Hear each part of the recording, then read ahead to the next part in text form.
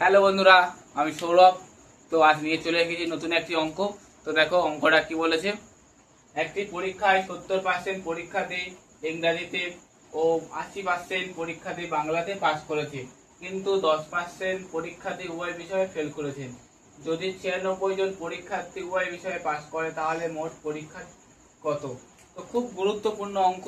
তো দেখো অঙ্কটা আমরা কিভাবে সলভ করি অল্প সময়ের মধ্যেই। শর্ট টিপসগুলো তোমরা ফলো করবে।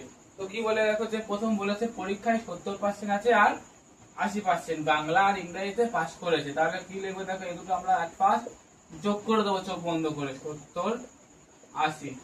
তাহলে যোগ করলে কত হচ্ছে বলো তো, 150। ওকে। তো দেন কি বলেছে দেখো, যে 10% পরীক্ষার্থী উভয় বিষয়ে ফেল করেছে, মানে দেখো এই ইংরাজি ও বাংলায় উভয় শিক্ষার্থীরা ফেল করেছে। তাহলে কত 100-র মধ্যে, তাহলে কত 10 হলে তাহলে 90।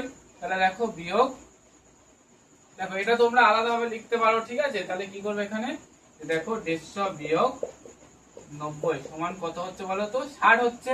ওকে। এবার বলেছে দেখো যে যে 96 জন পরীক্ষার্থী উভয় বিষয়ে পাস করে। তাহলে কতজন 96 জন কার মধ্যে পাস করে, এই 60-এর মধ্যে। আর যেহেতু বলেছে পার্সেন্ট, মানে কত হবে এখানে 100। তাহলে দেখো কাটাকুটি করলে কত হচ্ছে, 0।